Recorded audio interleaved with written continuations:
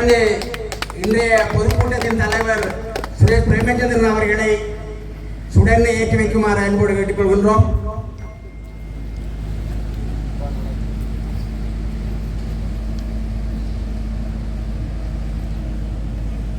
ஜனநாயக போராளிகள் கட்சியின் தலைவர் சி வேந்தன் அவர்களை அன்போடு கேட்டுக்கொள்கின்றோம்.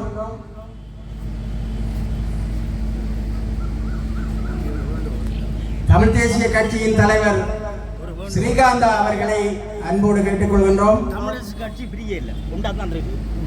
தமிழரசு கட்சிக்காக நாங்கள் உழைப்போம். தமிழரசு கட்சிக்காக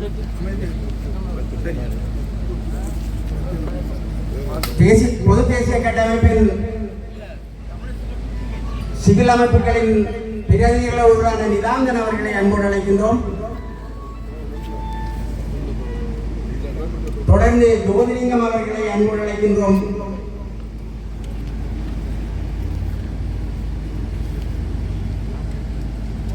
தமிழ் தேசிய பசுமை இயக்கத்தின் தலைவர் போ ஐங்கரமேசன் அவர்களை அன்போடு அழைக்கின்றோம்.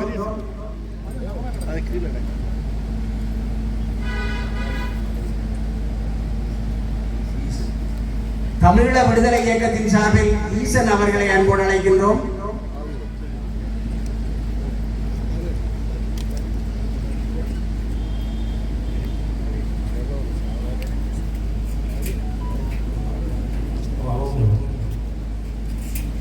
தமிழக கட்சியின் மகளிர் அணி செயலாளர் விமலேஸ்வரி ஸ்ரீகாந்த ரூபன் அவர்களை அழைக்கின்றோம்.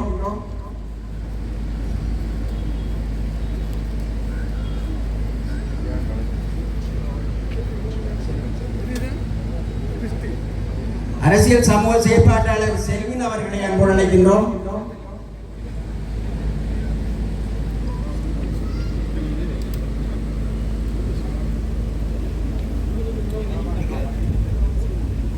முன்னாள் மாநகர சபை முதல்வர் சட்டத்துறை மணிவண்ணன் அவர்களை அன்போடு அழைக்கின்றோம்.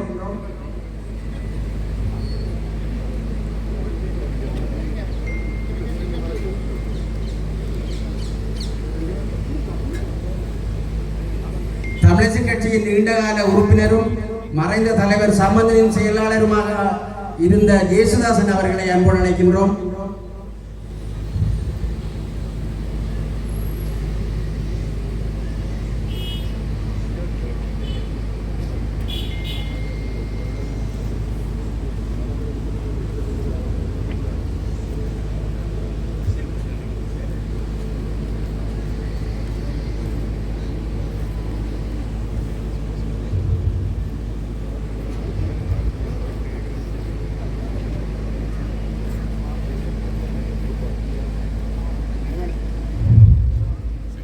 மணிவண்ணன் அவர்களை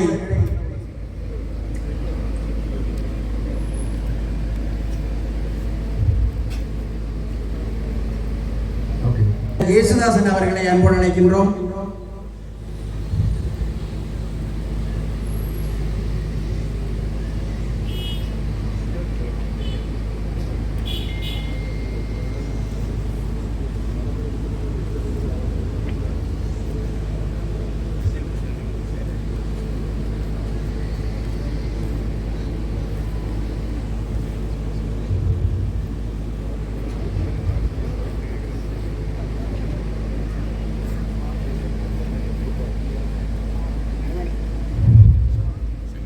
மணிவண்ணன் அவர்களை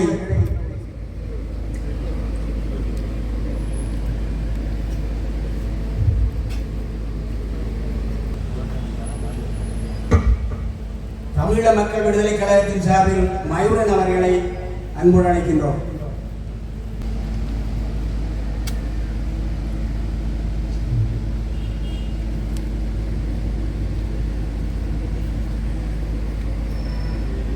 அனைவருக்கும் நன்றிகள். தொடர்ந்து அனைவரும் எழுந்து நின்று ஒரு நிமிட அகவணக்கத்துடன் இந்நிகழ்வினை ஆரம்பிப்போம்.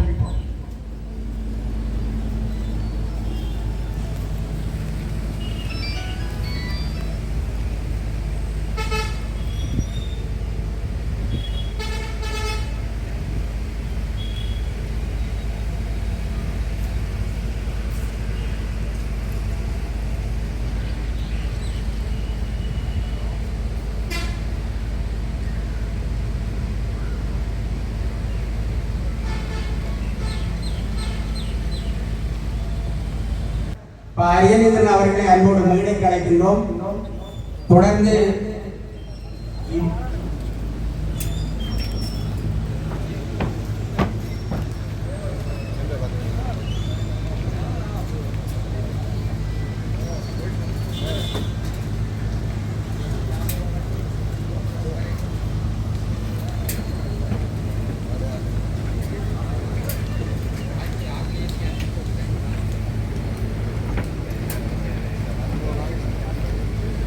தயவு செய்து மேடைக்கு முன்னால் நிற்கின்ற அன்பர்கள் அனைவரும் கதிரைகளில் சென்று அமருமாறு அன்போடு கேட்டுக்கொள்கின்றோம்.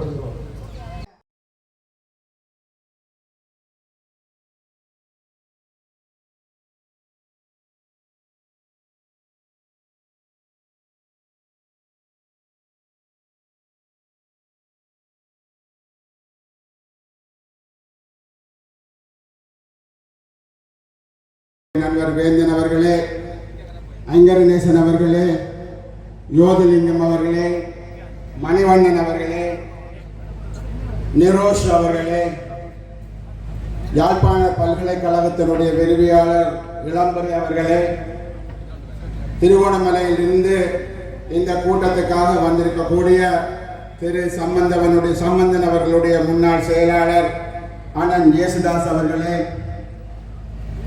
தமிழரசு கட்சியினுடைய பெண்கள் அணி செயலாளர் அவர்களே, கூடியிருக்கக்கூடிய எனதருமை தமிழ் மக்களே, சகோதர சகோதரிகளே, நண்பர்களே, தோழர்களே, அனைவருக்கும் எனது மாலை நேர வணக்கங்கள். இந்த திடலில் இதற்கு முன்பாகவும் பல கூட்டங்கள் நடைபெற்றது. வருகின்ற 21ஆம் தேதி நடைபெற இருக்கக்கூடிய ஜனாதிபதி தேர்தல் என்பது இன்றைய சூழ்நிலையில் தமிழ் மக்களுக்கு ஒரு முக்கியம் வாய்ந்த தேர்தலாக மாற்றமடைந்திருக்கின்றது. கடந்த தேர்தல்களில் அல்லது கடந்த 40 ஆண்டு காலமாக நடந்த 8 ஒன்று தேவைப்பட்டது. எங்களுக்கு ஒரு உத்தி தேவைப்பட்டது. அந்த பொறிமுறையாக, அந்த உத்தியாக இந்த தேர்தலை தமிழ் மக்கள் பயன்படுத்திக் கொள்ள வேண்டும் என்ற ஒரு அடிப்படையில் தான் இந்த ஜனாதிபதி தேர்தலில் நாங்கள் ஒரு பொது வேட்பாளரை நிறுத்தி இருக்கின்றோம். யாரும் சில வேளை சொல்வார்கள், இது ஒரு தேவையில்லாத விடயம், இது பிரயோசனமற்ற விடயம், இதனால் எந்த விதமான பிரயோசனமும் ஏற்பட போவதில்லை என்று சொல்லக்கூடியவர்களும் இருக்கிறார்கள். ஆனால் தமிழ் மக்கள் தமது விடுதலைக்காக காணிக்கையாக கொடுத்திருக்கிறார்கள். அது மாத்திரமல்லாமல் பல்வேறுபட்ட விடுதலை இயக்கங்களையும் சார்ந்த 60,000க்கு மேற்பட்ட இளைஞர்கள், யுவதிகள் இந்த போர்க்களத்தில் தமது உயிர்களை ஆகுதியாக்கி இருக்கிறார்கள். பல்லாயிரக்கணக்கான கோடி சொத்துக்களை நாங்கள் இழந்திருக்கிறோம். 15 லட்சம் மக்கள் இந்த நாட்டை விட்டு ஓடி இருக்கிறார்கள் யுத்தத்தின் காரணமாக.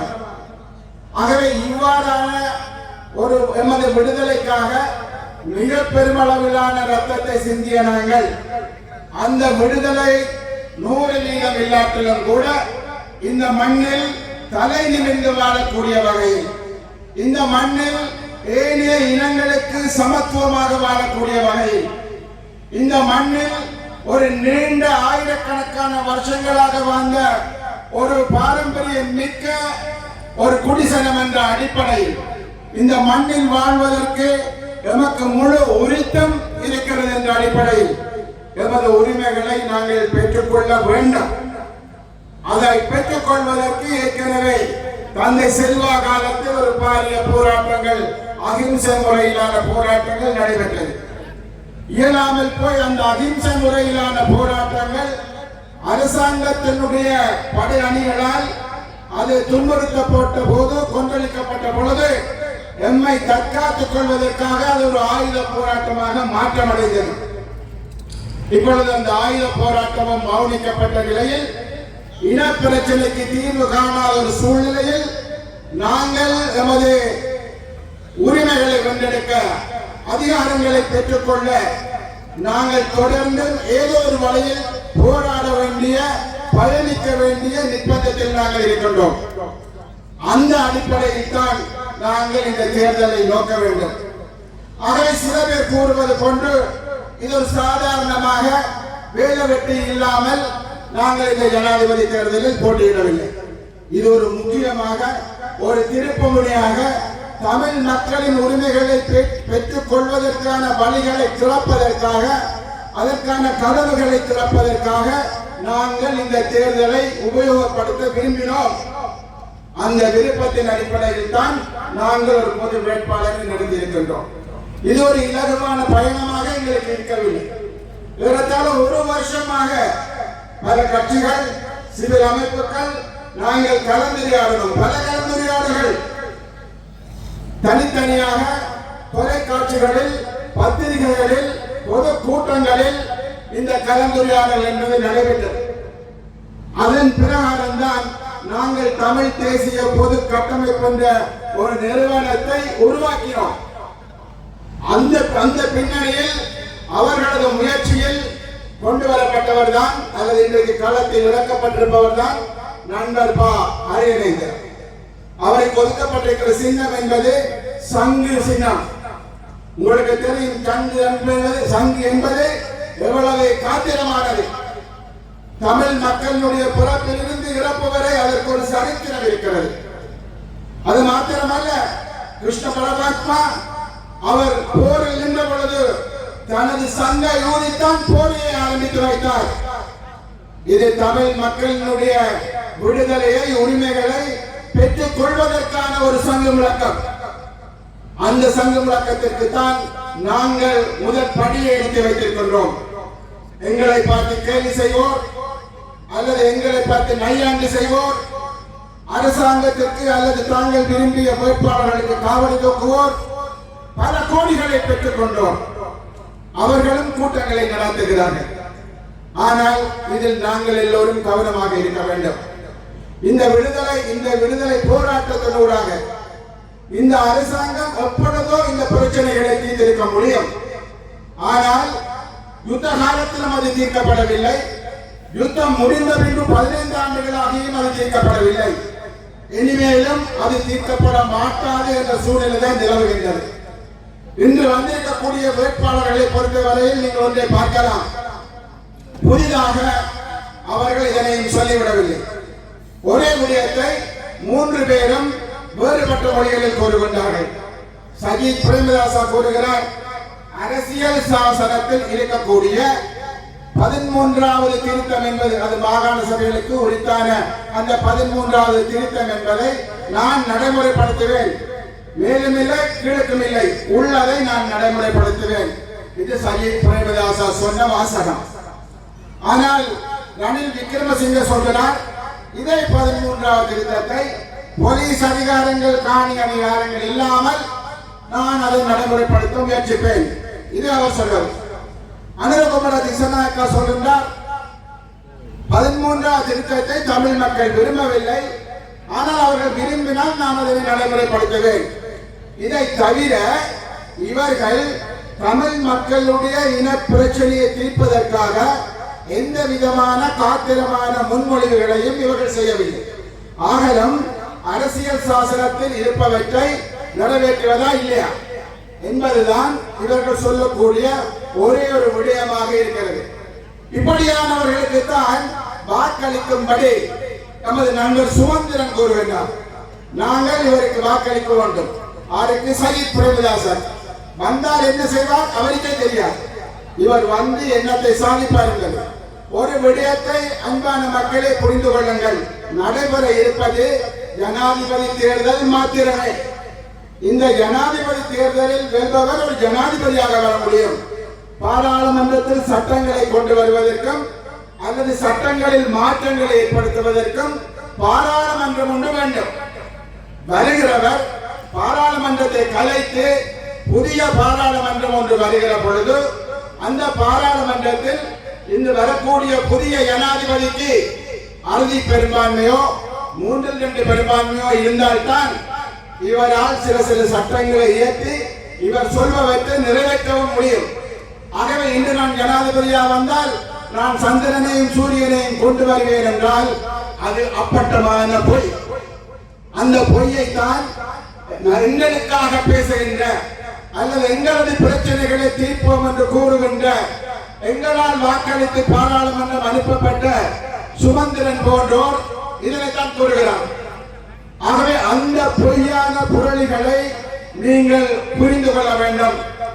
அரசாங்கத்தை பொறுத்த இன்றைய ஜனாதிபதியை பொறுத்தவரை அவர் நேற்றைய தினமும் பேசியிருக்கிறார்.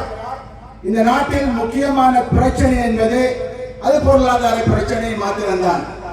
அந்த பொருளாதார பிரச்சனையை ஒருவனால் தான் தீர்க்க முடியும், வேறு யாராலும் தீர்க்க முடியாது. அனுரான்னு சொல்றான், நான் வந்தால் பொருளாதார பிரச்சனையை தீர்ப்பேன் என்றார். சஜித் வந்தால் அவருமாகத்தான் தீர்ப்பேன் என்றார். ஆனால் தேசிய இன பிரச்சனையை தீர்ப்பதை பற்றி இவர்கள் யாருமே பேசவில்லை. இவர்கள் யாரும் அதை பற்றி ஒழுங்குமுறையாக தங்களது கூட்டங்களில் எதுவும் சொல்வது கிடையாது. ஆகவே இந்த இன பிரச்சனையை தீர்ப்பது என்பது எங்களை பொறுத்தவரையில், தமிழ் மக்களை பொறுத்தவரையில் இன பிரச்சனை தீர்வு என்பது இந்த நாட்டினுடைய பொருளாதார வளர்ச்சிக்கு அடித்தளமானது, அடிப்படையானது. இந்த நாட்டில் முதலீடுகள் கொண்டு வரப்பட வேண்டும். நமது புலம்பெயர் தேசத்தில் இருக்கக்கூடிய எங்களது மக்களினுடைய முதலீடுகள் இந்த நாட்டுக்கு வர வேண்டும் என ரணில் விக்ரமசிங்க துவக்கம் எல்லாரும் கேட்கிறார்கள். இந்த நாட்டில் முதலீடு உள்ளுக்கு வர வேண்டுமாக இருந்தால் இந்த நாட்டில் இருக்கக்கூடிய பிரச்சனைகள் தீர்க்கப்பட வேண்டும், ஒரு சுமூகமான சூழல் ஏற்படுத்தப்பட வேண்டும். இவர்கள் சொல்கிறார்கள் இனங்களுக்கு இடையிலான நல்லிணக்கம் என்று கூறுகிறார்கள்.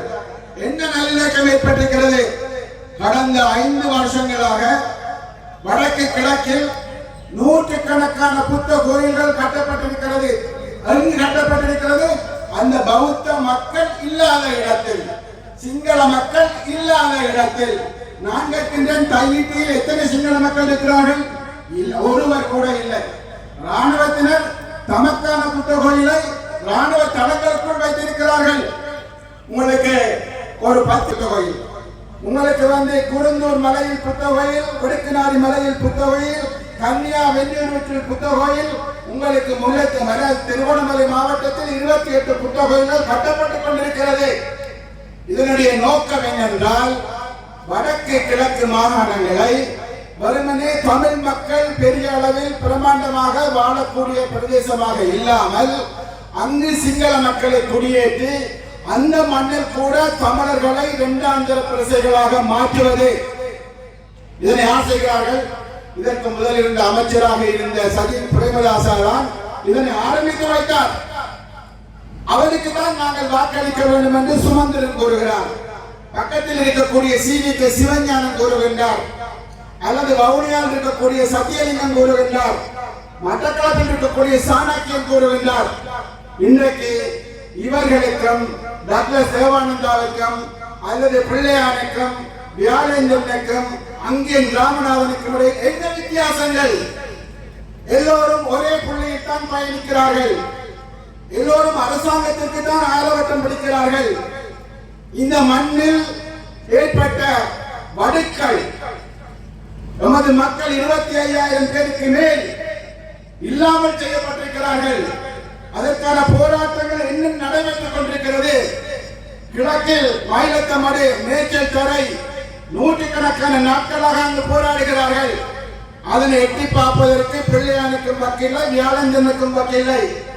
உங்களுக்கு கல்முனையில் ஒரு பிரதேச சபையை அபிவிருத்தி செய்ய உயர்த்த அதற்காக மாசக்கணக்காக வருஷக்கணக்காக போராடுகிறார்கள். இதனையும் ஆளும் தரப்புடன் இருப்பவர்களும் கண்டுகொள்ளவில்லை, அல்லது இவை எதுவும் சுமந்திரன் போன்றவருடைய கண்ணுக்கும் தெரியவில்லை. இவர்களுக்கு வாக்களிக்க வேண்டும் என்று கூறுகிறார்கள். ஆகவேதான் எனது அன்பான பெரியவர்களே, அது சரியானதா? இவர்கள் வைக்கக்கூடிய கோரிக்கை நியாயமானதா, அல்லது நாங்கள் சொல்கின்ற செய்தி என்பது சரியானதா, உண்மையானதா, தேவையானதா என்பதை நாங்கள் புரிந்து கொள்ள வேண்டும். நான் நம்புகின்றேன், நாங்கள் இப்பொழுது எடுத்திருக்கக்கூடிய முடிவு என்பது ஒரு முக்கியமான முடிவு. வரலாற்றினுடைய பல கட்டங்களில் இந்த முடிவு என்பது எமது இந்த தேர்தல் முடிந்ததற்கு பிற்பாடு நாங்கள் வரக்கூடிய எந்த ஜனாதிபதியுடனும் ஒரு வலுவான தளத்தில் நின்று பேசுவது, அல்லது எங்களை சந்திக்கக்கூடிய ராஜதந்திரிகளை ஒரு வலுவான நிலையில் இருந்து அவர்களுடன் நாங்கள் பேசுவது, இந்த விஷயம், இந்த பிரச்சனைகள் தீர்க்கப்பட வேண்டும் என்று சொல்வதற்கு முன்னைய மாதிரி இல்லாமல் தமிழ் மக்கள் சார்பாக இந்த தமிழ் தேசிய கட்டமைப்பு என்பது எதிர்காலத்தில் செயற்பட வேண்டும் என்ற ஒரு அடிப்படையில், இந்த கட்டமைப்பு என்பது இன்னும் வலுப்படுத்த வேண்டும் என்ற ஒரு அடிப்படையில் நாங்கள் இந்த கட்டமைப்பினுடைய முதன்மையானதும் முழுமையானதுமான நோக்கம் ஒன்று தமிழ் மக்களுடைய இன பிரச்சனைக்கு ஒரு காத்திரமான முழுமையான தீர்வை கண்டுகொள்ள வேண்டும் என்பது. அந்த போக்கில் பல தேர்தல்கள் வரலாம், உள்ளூராட்சி தேர்தல் வரலாம், மாகாண சபை தேர்தல் வரலாம், பாராளுமன்ற தேர்தல் வரலாம், எதுவும் வரலாம். அவை செகண்டரி, அவை இரண்டாம் பட்சமானவை. ஆனால் நமது முழு நோக்கம் இந்த பிரச்சனைகளுக்கு தீர்வை காண வேண்டும். கட்சியாக இல்லாமல், சிவில் சமூகமாக இல்லாமல், நாங்கள் பிரிந்து நிற்காமல் ஒன்றாக நாங்கள் பேசுகிற ஒரு சூழ்நிலையை இன்றைக்கு நாங்கள் உருவாக்கி இருக்கிறோம். இதுவரை நீங்கள் கேட்டீர்கள், நீங்கள் ஒன்றாகவில்லையே என்று நீங்கள் கேட்டீர்கள். இன்று நாங்கள் ஒன்றாகி இருக்கிறோம்.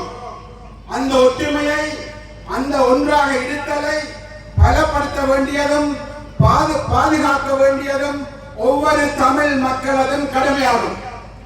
அதனை நீங்கள் எவ்வாறு செய்ய போகிறீர்கள் என்றால், இந்த சங்கு சின்னத்திற்கு புள்ளறிடுவதன் ஊடாக வடகிழக்கில் இருக்கக்கூடிய பல லட்சம் தமிழ் மக்கள், ஏறத்தாழ 12 லட்சத்துக்கு மேற்பட்ட தமிழ் மக்கள் இருக்கிறார்கள். அதில் நீங்கள் பெரும்பான்மையாக 8 லட்சம் மக்கள் எங்களுக்காக வாக்களிப்பீர்களாக இருந்தால் நிச்சயமாக நாங்கள் சொல்வோம், தமிழ் மக்கள் அல்லது உங்கள் சார்பாக இவர்கள் நெஞ்சை நிமித்தி யாருடனும் பேசுவதற்கான ஒரு களத்தை நீங்கள் உருவாக்கி கொடுப்பீர்கள். அதனை நீங்கள் செய்ய வேண்டும். நாங்கள் யாருக்கும் அடிமைகள் அல்ல. நாங்கள் அவர்களுடன் சமதியாக இருந்து, சமாந்தரமாக இருந்து, வலுவான ஒரு நிலையில் இருந்து நாங்கள் அவர்களுடன் பேச வேண்டும். அதற்கான களத்தை நாங்கள் உருவாக்க வேண்டும். ஆகவே இந்த தேர்தல் என்பது அந்த அடிப்படையில் மிக மிக மிக முக்கியமான தேர்தல். இதனை நீங்கள் எல்லோரும் புரிந்து கொள்வீர்கள் நம்புகின்றேன். எனக்கு பிற்பாடு பலர் பேச இருக்கிறார்கள். நிச்சயமாக இன்னும் பல கருத்துக்களை அவர்கள் உங்களுக்கு கொண்டு வருவார்கள். நாங்கள் மற்றவர்களைப் போல் பணம் கொடுத்து உங்களை இங்கு அழைத்து வரவில்லை. நீங்கள் எல்லோரும் எவ்வளவு கஷ்டத்தின் மத்தியில் வாழ்கிறீர்கள் என்பது அனைத்தும் எங்களுக்கு தெரியும். இந்த வெயிலில், இந்த துன்பத்தில், இந்த பிரச்சனைகளுக்கு மத்தியில் நாங்கள் எங்களது பிள்ளைகளை இழந்திருக்கிறோம், எங்களது கணவன்மாரை இழந்திருக்கிறோம், மனைவிமாரை இழந்திருக்கிறோம். இந்த யுத்தத்தில் நாங்கள் கொடுத்த விலை என்பது மிக அதிகம். இந்த மண்ணில் நாங்கள் மனிதர்களாக வாழ்வதற்கு, நாங்கள் சமத்துவமான பிரஜைகளாக வாழ்வதற்கு, எமது காலில் நாங்கள் நிற்பதற்கு, எமது பிரதேசத்தை நாங்கள் வளம் பெற செய்வதற்கு எமது கையில் அதிகாரங்களை பெற்றுக் கொள்ள வேண்டும். ஆகவே அன்பான மக்களே, அந்த நிலையை நோக்கி தமிழ் சமூகம் முன்னேறி செல்வதற்கு இந்த தேர்தலில் நீங்கள் சங்கத்து வாக்களிக்க என்று கேட்டு விடைபெறுகிறேன். நன்றி, வணக்கம். அறிவிக்கப்பட்டிருக்கும் அரியநேந்திரன் பாக்கிய செல்வம் என்ற அடிப்படையில் தான் அந்த பெயர் இருக்கும். அந்த வாக்குச்சீட்டில் 38 பேர்களுடைய பெயர்கள் இருக்கும்.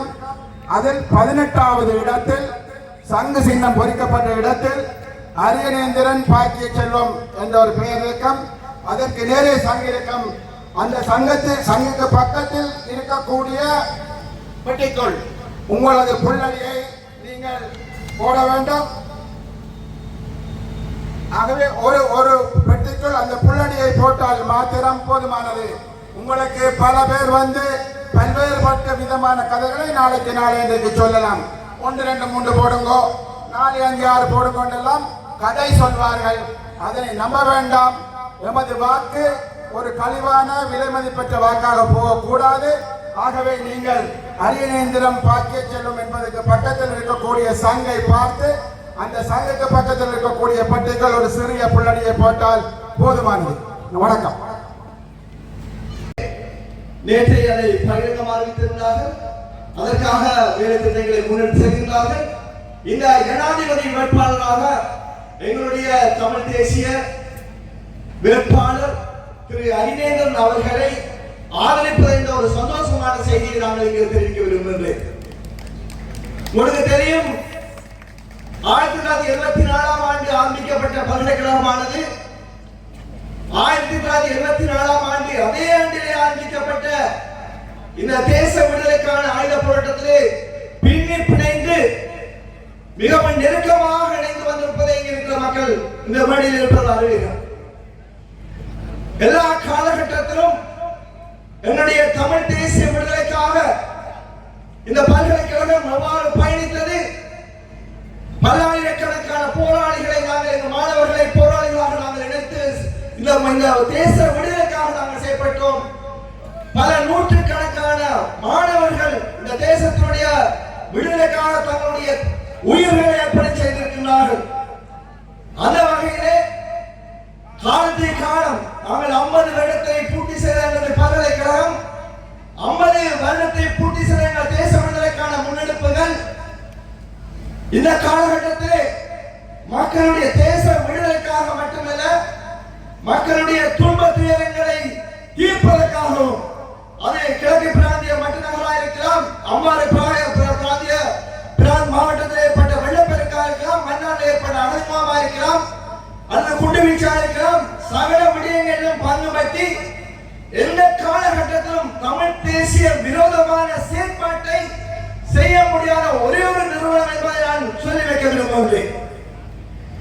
பொது வேட்பாளராக களம் இறங்கியிருக்கின்ற எங்களுடைய மதிப்புக்குரிய அரியநேந்திரன் ஐயா அவர்களே மற்றும் கட்சியினுடைய தலைவர்களே, அரசியல் பிரதிநிதிகளே, சிவில் சமூக ஏற்பாட்டு தலைவர்களே மற்றும் முன்னாள் போராளிகளே, நான் நேசிக்கின்ற மக்களே, அனைவருக்கும் மாலை நேர வணக்கம். இங்கே அதாவது இந்த தமிழ் பொது வேட்பாளர் ஏன் என்ன ஜனாதிபதிகள் வந்திருக்கின்றார்கள், அந்த 3 ஜனாதிபதிகளுமே எங்களுக்கான தீர்வு விஷயத்திலே எந்தவித கரிசனையும் காட்டவில்லை. அந்த தேசத்து மக்களினுடைய பொருளாதாரத்துக்கு அடித்தளமாக இருக்கின்ற பொருளாதாரம், அந்த தேசத்து மக்களை இணைக்கின்ற கலாச்சாரம், இந்த 4 தூண்களையும் அழிப்பதுதான் உண்மையில் நம் பிரச்சனை. ஆக ஏன் அவர்கள் அழிக்கிறார்கள் என்று சொன்னால், அவர்கள் கருதுகிறார்கள் இலங்கை தீவு சிங்கள வம்சர்களுக்கு மட்டும் உரியது. ஏனையவர்கள் வேண்டும் என்று சொன்னால் இங்கே வாழ்ந்துட்டு போகலாம், அது கூட நாங்கள் பெருந்தன்மையாக வாழ வைத்திருக்கிறோம். நீங்கள் உங்களையே ஆள தகுதியான ஒரு தேசியமாக இருக்கக்கூடாது என்பதற்காகத்தான் இந்த வாக்குகளை தங்களுக்கு தரும்படி கேட்டார்கள். எதற்காக கேட்டார்கள்? இதுதான் நாங்கள் யோசிக்க வேண்டிய விடயம். உண்மையில் தமிழர்கள் நாங்கள் ஒற்றுமையாக தமிழர் தேசத்திலே வாழ்கின்றோம் என்பதை காட்டுவதற்காக நாங்கள் இந்த முறை வேட்பாளர்களை, ஜனாதிபதி வேட்பாளரை நிறுத்தி இருக்கின்றோம். இந்த ஜனாதிபதி வேட்பாளர் எங்களுக்கு புதியவர் அல்ல, இந்த மண்ணின் மைந்தர். உண்மையில் வாக்களிக்க வேண்டிய தேவை இந்த மண்ணின் மக்கள், அதாவது மைந்தனுக்கு உண்டு. நாங்கள் வாக்களிக்க வேண்டும். ஒரே ஒரு வேண்டுகோளை மட்டும் உங்களுடன் விடுக்கின்றேன். இன்று இரவு 12 மணியுடன் இந்த தேர்தல் பிரச்சாரங்கள் எல்லாம் முடிவடைந்துவிடும். நாளை மறுதினம் 2 நாட்களும் நாங்கள் தனித்தனியாக சில முன்னெடுப்புகளை கொண்டு செல்லலாம். ஆனால் 21ஆம் தேதி காலை நாங்கள் மிகவும் உற்சாகமாக விழித்தட வேண்டும். கிராமங்கள் தோறும் இருக்கின்றவர்களை உற்சாகப்படுத்தி வாக்குச்சாவடிகளுக்கு அனுப்ப வேண்டும். நாங்கள் சங்குக்கு வாக்களிக்க விருப்பம், சங்குக்கு வாக்களிக்கின்றோம் என்று சொல்லிவிட்டு வீட்டில் இருந்தால் சங்குக்கு வாக்கு கிடையாது. அந்த பிரதேசங்களில் உள்ளவர்கள் உற்சாகமாக வாக்களிப்பதற்கான ஊக்குவிப்பை செய்ய வேண்டும். கொடுமையான வெயில், 10 மணிக்கு பிறகு நீங்கள் வாக்குச்சாவடிகளுக்கு போவதற்கு உங்களுக்கு மனம் வராது. ஆனால் 7 மணிக்கு வாக்குச்சாவடிகள் ஆயத்தமாகிவிடும். எனவே அனைவரும் ஆரம்பத்திலே வாக்குச்சாவடிகளுக்கு சென்று வாக்களித்து விட்டு யார் யார் வாக்களிக்காமல் வீடுகளில் இருக்கின்றார்களோ, என்னென்ன பிரச்சனைகளை அவர்கள் வைத்துக் கொண்டு இருக்கின்றார்களோ என்று தேடி தேடி பார்த்து அவர்கள் வாக்களிக்க நீங்கள் தான் உதவி செய்ய வேண்டும். உங்களிடம் நான் மன்றாட்டமாக கேட்கின்றேன். அந்த வாக்குச்சாவடிகளுக்கு உங்கள் பகுதியிலோ உங்கள் கிராமத்திலோ உங்கள் பிரிவுகளிலோ இருக்கின்றவர்களை, வயது போனவர்கள், குழந்தை பிள்ளைகள் உள்ளவர்கள், நடக்க முடியாதவர்கள் எல்லோரையும் நீங்கள் நான் அழைத்து செல்ல வேண்டும். அழைத்து செல்வீர்கள் என்ற நம்பிக்கை எனக்கு இருக்கின்றது. உண்மையில் பொத்துவில் தொடக்கம் பொலிகண்டி வரை நாங்கள் நடத்தி இருந்தோம். அமைதியாக இருந்தது. காரணம், நேற்று வந்த கூட்டம் முக்கால்வாசி பேர் ஏற்றி வந்த கூட்டம். இது முழுவதுமே தானாக சேர்ந்த கூட்டம். அங்கே வந்த அந்த முக்கால்வாசி தவிர மீறி பாதி பேர் இந்த சுதந்திரம் என்ன சொல்லுகின்றது என்பதை கேட்பதற்காக வந்த கூட்டம். யாரும் சஜித் பிரேமதாசாவுக்கு வாக்களிப்பதற்காக வந்த கூட்டம் அல்ல. நீங்கள் விளிம்புநிலை மக்கள் பெரும்பாலானோர் இன்றைய வேலையை விட்டு, குடும்ப உழைப்பை விட்டு, உங்களுடைய குழந்தைகளை குட்டிகளை எல்லாம் வீட்டை விட்டு இங்கே நீங்கள் வந்திருக்கின்றீர்கள் என்று சொல்லி சொன்னால் உங்களிடம் உறங்கியிருக்கும், குடிகொண்டிருக்கும் தமிழ் தேசிய உணர்வுதான் காரணம். சிங்கள வேட்பாளர்கள், அது சஜித் பிரேமதாசாவாக இருக்கலாம், ரணில் விக்ரமசிங்காவாக இருக்கலாம், அனுரகுமார திசாநாயக்காவாக இருக்கலாம், அவர்கள் எங்களுடைய தமிழ் பொது வேட்பாளர் மீது விசமத்தனமான விமர்சனங்களை முன்வைப்பதற்கு காரணங்கள் இருக்கின்றன. குழந்தைகளே, ஊடகவியலாளர்களே, எனது பின்மாலை வணக்கம். ஜனாதிபதி தேர்தல் பரபரப்புக்குள் தமிழ் மக்கள், ஓரளவுக்கு தமிழ் ஊடகங்களும் மறந்து போன ஒரு விடயம் அல்லது மேலிடாத ஒரு விடயம் ஜெனிவா கூட்டத்தொடர் ஆகும். இப்பொழுது ஜெனிவா கூட்டத்தொடர் போய்கொண்டிருக்கிறது. வருகிற 7ஆம் தேதி ஜெனிவா கூட்டத்தொடரின் இறுதிக்கட்டம். நாங்கள் ஜனாதிபதி தேர்தலை எதிர்கொண்டு முடிந்தபின் ஜெனிவா கூட்டத்தொடரின் இறுதி விளைவுகளை காணப்போவது வரும் 7ஆம் தேதி.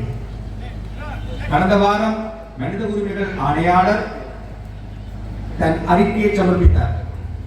அது இலங்கை அரசாங்கத்திற்கு நெருக்கடியான பல அம்சங்களை கொண்டிருந்தது. மட்டுமல்ல, வரும் 7ஆம் தேதி இப்பொழுது நடைமுறையில் இருக்கின்ற அடுத்த கட்டமைப்பு தீர்மானிக்கப்படும். அந்த பொறிமுறையை மேலும் ஓராண்டுக்கு நீடிப்பதா, 2 ஆண்டுக்கு நீடிப்பதா, அல்லது அந்த பொறிமுறையை முடிவு கொண்டு வந்து ஒரு புதிய தீர்மானத்தை கொண்டு வருவதா போன்ற விடயங்கள் 7ஆம் தேதி தெரிய வரும். பிரதமர் நீங்கள் அவர்களுக்கு வாக்களிப்பீர்கள். எனவே நீங்கள் இதை நான் கதைக்கும் பொழுது சில படித்தவர்கள் சொல்லுகிறார்கள் இது இனவாதம் என்று. தமிழ் வாக்கு தமிழர்களுக்கு என்பது இனவாதம் என்று கூறுகிறார்கள். நாங்கள் இந்த பொதுக்கட்டமைப்பை உருவாக்கிய பொழுது தமிழ் வாக்கு தமிழர்களுக்கு என்ற கோஷம் வரக்கூடாது என்றுதான் எதிர்பார்த்தோம். சிங்கள வேட்பாளர்கள் என்பதற்கு பதிலாக தென்னிலங்கை வேட்பாளர்கள் என்ற வார்த்தையைத்தான் நாங்கள் அதிகம் பயன்படுத்தினோம் தமிழ் மக்கள் பொதுச்சபைக்குள், எங்கள் மக்களமைப்புக்குள். ஆனால் பிரயோகத்தில் தமிழ் வாக்கு தமிழருக்கு என்ற கோஷம் மேலே வந்து விட்டது. ஏனென்றால் தமிழர்கள் என்பதற்காக நீங்கள் ஒடுக்கப்படுகிறீர்கள், தமிழர்கள் என்பதற்காக நீங்கள் பாரபட்சமாக நடத்தப்படுகிறீர்கள். எனவே அந்த அடையாளத்தை முன்னிறுத்தித்தான் நீங்கள் போராடுவீர்கள். எதன் பெயரால் நீங்கள் ஒடுக்கப்படுகிறீர்களோ அதை மீட்கத்தான் நீங்கள் போராடுவீர்கள். தமிழர்கள் என்பதற்காக நீங்கள் ஒடுக்கப்படுகிறீர்களாக இருந்தால் தமிழர் என்ற அடையாளத்தை முன்வைத்துத்தான் நீங்கள் நீதி கேட்பீர்கள். எனவே தமிழ் வாக்கு தமிழர்களுக்கு என்பது நீதியானது. மாறாக இப்பொழுது தென்னிலங்கையில் நடந்த அறகலைய எழுச்சி போராட்டங்களுக்கு பிறகு சிங்கள மக்கள் மத்தியில் இனவாதம் தூங்கத் தொடங்கிவிட்டது. எனவே நீங்கள் புதிதாக இனவாதத்தை கிளப்புகிறீர்கள் என்று சொல்லுகிறார்கள். இல்லை, இனவாதம் எங்கே படுத்திருக்கிறது? மகிழத்த மடுவில் காணியை பிடித்து வைத்திருப்பது, மேச்சட்டரியை பிடித்து வைத்திருப்பது யார்? குருந்தூர் மலையில், வெடுக்குநாரி மலையில் தமிழர்களுடைய அந்த ஆலயங்களை அழிப்பது யார்? திருகோணமலையில் மேடான பிரதேசங்கள் எல்லாவற்றிலும் பௌத்த விகாரைகளை கட்டுவது யார்? 2009க்கு பின்னரும் இணைக்களங்கள் ஊடாக காணியை பிடிப்பது, சிங்கள பௌத்த மயமாக்கலை செய்வது யார்? இனவாதம் படுக்கவில்லை. இனவாதம் இப்பொழுதும் விழித்துத்தான் இருக்கிறது. இனவாதம் இறுக்கமாக இருந்தால் தமிழ் மக்களும் தமிழ் அடையாளத்தின் பெயரால் மேலிடுவார்கள். தமிழ் வாக்கு தமிழருக்கு என்று சொல்லுவார்கள். ஒடுக்குமுறை இல்லை என்றால் அப்படி சொல்ல மாட்டார்கள். ஒடுக்குமுறை இருக்கிற வரைக்கும் தமிழ் மக்கள் அதை சொல்லிக் கொண்டே இருப்பார்கள். எனவே தமிழ் மக்களே, யாருக்கு வாக்களிக்க கூடாது என்பது இப்பொழுது தெளிவாக தெரிகிறது. ஏன் தமிழ் பொது வேட்பாளருக்கு வாக்களிக்க வேண்டும்? முதலாவது விடை, அவர்களுக்கு வாக்களிக்க கூடாது என்றால் இவருக்கு தான் வாக்களிக்க வேண்டும். இந்த ஏழு கட்சிகளின் பிரதிநிதியாக அவர் வரவில்லை. அவர் ஒரு கட்சி பாரம்பரியத்தில் வந்தவர். அந்த கட்சியின் பிரதிநிதியாகவும் அவர் வரவில்லை. அவர் எங்கள் எல்லாருடைய பிரதிநிதியாகவும் வந்திருக்கிறார். அவர் எங்கள் எல்லாருடைய வாக்குகளையும் திரட்டப் போகின்றார். அவர் எங்களை ஒரு தேசமாக திரட்டுவார். அவர் ஒரு குறியீடாக நின்று எங்கள் அனைவரையும் ஒரு இனமாக, ஒரு ஜனத்திரளாக திரட்டுவார். எங்களுடைய பொது வேட்பாளர் திரு அரியநேந்திரன் ஐயா அவர்களே, இந்த நிகழ்வுக்கு தலைமை தாங்கிக் கொண்டிருக்கின்ற முன்னாள் பாராளுமன்ற உறுப்பினர் திரு சுரேஷ் பிரேமச்சந்திரன் அவர்களே, இந்த நிகழ்விலே கலந்து கொண்டிருக்கக்கூடிய பாராளுமன்ற உறுப்பினர் திரு சித்தார்த்தன் அவர்களே, இந்த நிகழ்விலே கூடியிருக்கக்கூடிய ஏனைய முன்னாள் பாராளுமன்ற உறுப்பினர்கள், மாகாண சபை உறுப்பினர்கள், பிரதேச சபையினுடைய தவிசாளர்கள், உறுப்பினர்கள், எங்களுடைய இந்த கூட்டத்திலே கலந்து கொண்டிருக்கக்கூடிய எங்களுடைய உறவுகள், உங்கள் எல்லோருக்கும் என்னுடைய இந்நேர வணக்கங்களை தெரிவித்துக் கொண்டு, இந்த 2024ஆம் ஆண்டு சங்கு சின்னத்திலே போட்டியிடக்கூடிய எங்களுடைய வேட்பாளர் திரு அரியநேந்திரன் ஐயா அவர்களுடைய பிரச்சார கூட்டத்திலே என்னுடைய சிற்றுரையை ஆரம்பிக்கலாம் என்று நான் நினைக்கின்றேன். இந்த பிரச்சார கூட்டத்தின் போது ஐயனேசன் ஐயா அவர்கள் ஒரு விடயத்தை சொன்னார். நேற்றைய தினம் இந்த மண்ணிலே சஜித் பிரேமதாசாவுக்கு ஆதரவளிக்கின்ற பொதுமக்களை உங்களுடைய கைகளை உயர்த்துங்கள் என்று கேள்வி கேட்கப்பட்டதார். அதை யாரும் கை உயர்த்தவில்லை. அந்த கேட்டவர் ஒரு கவலை இழந்திருக்கார். சிங்களத்தில் அதை கேட்டிருக்க வேண்டும். ஏன்னா நான் வந்தவர்கள் தமிழர்களிலேயே இருந்து கொண்டு வந்து இறக்கி விடப்பட்ட சிங்களவர்களிடம் தமிழிலே கேட்டால் அவர்கள் அதற்கு பதிலளிப்பார்கள் ஐயா. அவர்களுக்கு நீங்கள் சிங்களத்திலே கேட்டிருக்க வேண்டும்.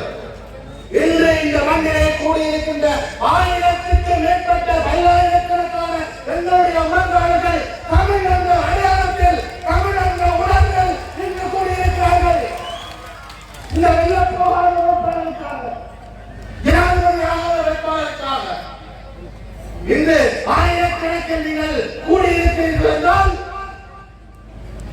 அம்பாறையிலிருந்து மட்டக்களப்பிலிருந்து எங்களுடைய மாவட்டங்கள் தோறும் நடைபெறுகின்ற அத்தனை பிரச்சார கூட்டங்கள் நிரம்பி வருகிறது என்றால், அதற்கு பின்னாலே இருக்கக்கூடிய ஒற்றை சொல், ஒற்றை மந்திரம் தமிழ்.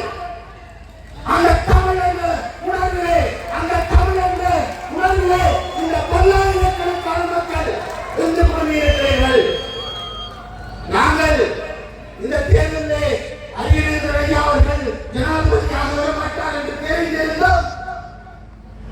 எங்களுடைய அரசியல் அபிலாஷைகளை வென்றெடுப்பதற்காக நாங்கள் அரியநேந்திரன் ஐயா அவர்களை களமிறக்கினோம். அதே நாங்கள் முதலாவது வெற்றியை பதிவு செய்தோம். வடக்கும் கிழக்கும் தமிழ் மக்களை என்றுமே பிரிக்க முடியாது என்கிற செய்தியை எங்களுடைய மட்டக்களப்பின் மைந்தன் அரியநேந்திரன் அவர்களை களமிறக்கிறார்கள். முதலாவது செய்தியை நாங்கள் உலகத்திற்கு சொன்னோம்.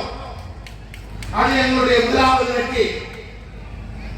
7 கட்சிகளும் 80க்கும் மேற்பட்ட பொது அமைப்புகளும் ஒன்றிணைந்து இந்த பொது வேட்பாளரை களமிறக்கி இருந்தோம். 2009 வரை எங்களுடைய தமிழகம் ஒற்றை தலைவன் மேற்கத்திய வேலுப்பிள்ளை பிரபாகரனுக்கு பின்னால் அதற்கு பிறகு எங்களுடைய இனம் சிதறடிக்கப்பட்ட எங்களுடைய இனம் மீண்டும் ஒன்று திரண்டிருக்கிறது என்றால், இந்த சந்தை சின்னத்துக்கு பின்னாலே இந்த தமிழ் தேசிய பொதுக்கட்டமைப்பு என்கின்ற ஜனாதிபதி வேட்பாளர் எங்களுடைய அரியநேந்திரன் ஐயாவுடைய அந்த திரட்சிக்கு பின்னாலே, எங்களுடைய ஒற்றை அந்த தலைவனுக்கு பின்னாலே இந்த தமிழினம் ஒன்று கூடியிருக்கிறது. அது எங்களுடைய அடுத்த வெற்றி. நாங்கள் 2024ஆம் ஆண்டு செப்டம்பர் மாதம் 21ஆம் தேதி வரை நாங்கள் காத்திருக்க தேவையில்லை. எங்களுடைய வெற்றி இன்றைய தினம் இந்த அரங்கில் கூடியிருக்கின்ற எங்களுடைய தமிழ் உறவாளர்களின் வெற்றி, எங்களுடைய வெற்றி பதிவு செய்யப்பட்டுவிட்டது.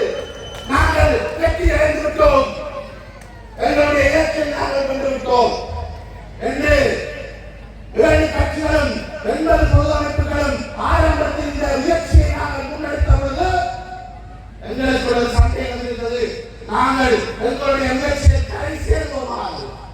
ஆனால் ஒவ்வொரு நாளும் ஒவ்வொரு அமைப்பாக வடக்கிலிருந்து அம்பாறையிலிருந்து ஒவ்வொரு மண்ணிலும் எங்களுடைய தமிழர் தேசத்திலும் ஒவ்வொரு அமைப்புகளாக விவசாய சம்மேளனங்கள், வணிகர் கழகங்கள், நீச்சல் பல்கலைக்கழக மாணவர்கள் என்று எல்லோருமே எங்களுக்கு பின்னாலே இருக்கிறார்கள். புலம்பெயர் தேசங்கள் கத்துவோம், சங்கே முழங்கு, சங்கே முழங்கு, சங்கே முழங்கு. நன்றி, வணக்கம். இன்று 12 மணிக்கு பிற்பாடு இலங்கை நாட்டின் சட்டத்தின்படி பரப்புரை செய்ய முடியாது. இன்று இறுதி நாள். இந்த பரப்புரை கூட்டத்திற்கு தலைமை தாங்கும் முன்னாள் நாடாளுமன்ற உறுப்பினர் திரு சுரேஷ் பிரேமச்சந்திரன் அவர்களே,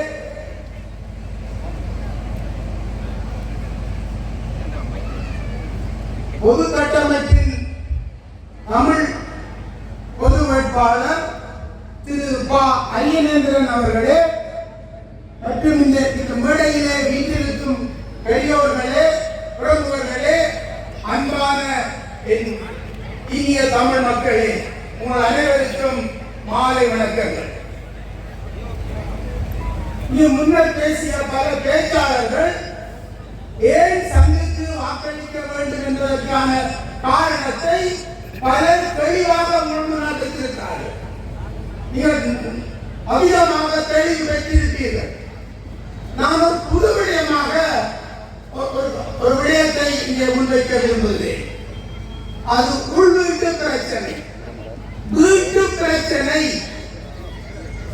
இலங்கை தமிழரசு கட்சியை பற்றிய உள்வீட்டு பிரச்சனை. தந்தை செல்வாவினால் 1949ஆம் ஆண்டு ஸ்தாபிக்கப்பட்ட சமஷ்டி கட்சியான இலங்கை தமிழரசு கட்சி 52ஆம் ஆண்டு வடக்கு கிழக்கிலே போட்டியிட்டது. 1952ஆம் ஆண்டு தந்தை செல்வாவுக்கு கிடைத்த ஆசனங்கள் 2. ஒன்று எனது மண்ணாகிய திருகோணமலையில் இருந்தும், வடக்கிலே கோப்பாய் தொகுதியில் இருந்தும். திருகோணமலையிலே இருந்து ராஜபாளையம் அவர்களும், கோப்பாயிலே இருந்து கோமகன் வையசிங்கம் ஐயா அவர்களும். 1956ஆம் ஆண்டு தமிழரசு கட்சியின் தேசிய மாநாடு திருகோணமலையில் தான் நடைபெற்றது. வரலாற்று சிறப்பு மிக்க மண். இன்றும் துணிகரமான முடிவுகளை காத்திரமாக இருக்கிற மண். சுதந்திரத்தில் இருந்து இன்று வரை தமிழரசு கட்சியின் பிரதிநிதி மட்டுமே திருகோணமலையில் தெரிவு செய்கிற மண். இந்த தமிழரசு கட்சியிலே காலத்துக்கு காலம் பலர் வந்தார்கள்.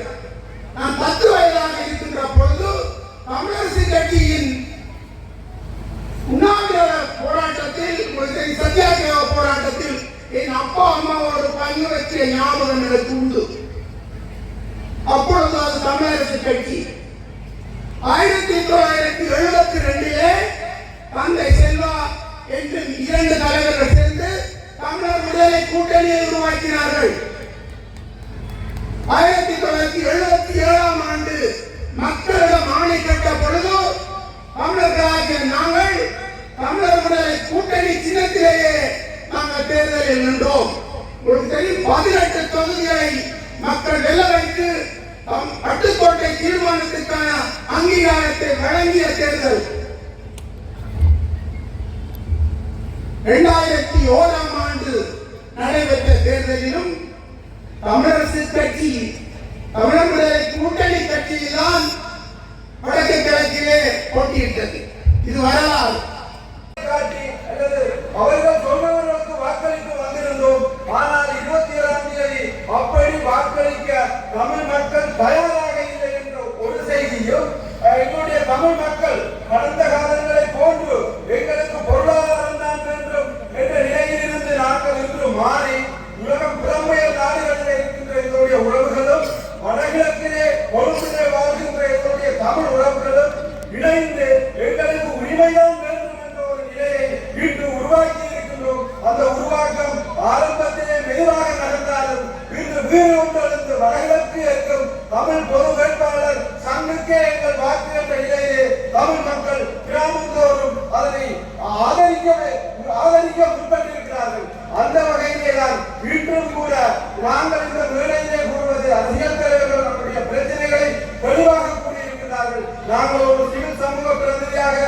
மக்களை பிரதிநிதிப்படுத்துகிற பிரதிநிதியாக நாங்கள் இந்த மக்களிடம், இலங்கை வாழ் தமிழ் மக்களிடம் கேட்பது, நாங்கள் எதிர்வரும் 27ஆம் தேதி எங்களுக்கு உரிமைதான் வேண்டும், எங்களுக்கு சலுகை வேண்டாம், உரிமைக்கு நீங்கள் வாக்களிப்போம், எங்களுக்காக எங்கள் மண்ணிலே உயிர்நீத்த மாவீர தியாகங்களுக்காகவும் எங்களுடைய இறந்த மக்களின் கனவுக்குமாக நாங்கள் சங்குக்கு வாக்களித்து இந்த அரசியல் தலைமைகளுக்குமோ அரசாங்கத்துக்குமோ வடகிழக்கு தமிழர்கள் ஒன்றுபட்டு விட்டார்கள், உயிரோடு எழுந்து விட்டார்கள் என்று அனைத்து தமிழ் உறவுகளே நீங்கள் சங்குக்கு வாக்களிக்க வேண்டும், எங்களுக்கு உரிமைதான் வேண்டும் என்ற ஒரு நிலையை குலத்திலும் நிலத்திலும் உருவாக்கி இந்த கட்டமைப்பின் ஊடாக எதிர்கால செயல்பாடும் நாங்கள் கட்டமைச்சு கொண்டு செல்ல வேண்டிய தேவைப்பாடு இருக்க வேண்டியிருப்பதால் உங்களுடைய 27ஆம் தேதி வாக்கை சங்குக்கே வாக்களித்து தமிழர்கள் உரிமைதான் வேண்டும் என்பதை நீங்கள் அனைவரும் நிலைநாட்ட வேண்டும் என்று அன்போடு உரிமையோடும் கேட்டு எங்களோட சிவில் சமூக பிரதியாக இந்த வாய்ப்பை தந்ததுக்கு அனைவருக்கும் நன்றி கூறி விடைபெறுகின்றேன். வணக்கம். விடயங்கள் உங்களுக்கு முழுமையாக தெரிகின்றன. நான் பேசுகின்ற இந்த விடயம் செப்டம்பர் 21க்கு பிறகு என்ன நடக்க வேண்டும், இது வெறுமனே ஒரு வாக்களிக்கின்ற முயற்சி மட்டும்தானா? தமிழ் தேசிய பொது கட்டமைப்பு என்ற பெயரில் இந்த அரசியல் கட்சிகளும் இந்த குடிசார் சமூக நிறுவனங்களும் சமூக ஆர்வலர்களும் செயற்பாட்டாளர்களும் இணைந்து எடுத்த இந்த முயற்சி என்பது வெறுமனே ஒரு வாக்களிப்புக்காக உங்களை தூண்டுகின்ற முயற்சியா, அதனால் தூண்டி அதனால் படுகின்ற உத்வேகத்தை கொண்டு உலகத்துக்கு ஏதாவது விண்ணப்பங்கள் செலுத்துகின்ற உலகத்தின் அபிப்பிராயத்தை மாற்றுவதற்கான முயற்சியா மட்டும்தானா என்றால் நான் இல்லை என்றே சொல்வேன். அதையும் தாண்டியதாக நாங்கள் இந்த தேசத்தை எவ்வாறு கட்டமைக்கப் போகின்றோம், எங்களை யுத்த காலத்தில் மட்டுமல்ல அனைத்து விடயங்களுக்கும் எதிராக நாங்கள் மிகவும் மாற்றுவர்களாக செயல்பட வேண்டியவர்களாக இருக்கிறோம். அதற்காக செப்டம்பர் 21க்கு பின் நாங்கள் தொடர்ச்சியாகவும் ஆக்ரோஷமாகவும் செயல்படுவோம். அனைவரையும் அதற்காக புலம்பிய தேசத்தில் உள்ள மக்களும் உங்களோட நினைவார்கள். அறிஞர்கள் அவர்களை ஆதரித்து நடைபெறுகின்ற கூட்டத்திற்கு தலைமையாகக்கூடிய நாங்கள் மற்றும் எங்களுடைய தமிழ் தேசிய கட்சியினுடைய வேட்பாளர் அறிஞர்கள் அவர்களே மற்றும் இது முறைந்து வீட்டிருக்கக்கூடிய பேச்சாளர்கள் மக்களே, அதே போல ஆயிரக்கணக்கிலே இங்கே கூடியிருக்கக்கூடிய தமிழ் உள்ளங்களே அனைவருக்கும் எனது அன்பான வணக்கம். இந்த தேர்தலிலே ஒரு தமிழ் பொது வேட்பாளர் நிறுத்தப்பட வேண்டும் என்ற ஒரு கருத்து உருவாக்கப்பட்டு மிக நீண்ட காலமாக உரையாடப்பட்டு அதற்கு ஒரு வேட்பாளர் கட்டாயமாக களத்திலே இங்கு கொண்டு வரப்பட வேண்டும் என்ற ஒரு எண்ணப்பாடு உருவான போது அதற்கு மிக பொருத்தமானவர் அறிஞர்கள் அவர்கள்தான் என்பதை இந்த கட்டமைப்பிலே இருக்கக்கூடிய தமிழ் தேசிய கட்சிகளும் மற்றும் அமைப்புகளும்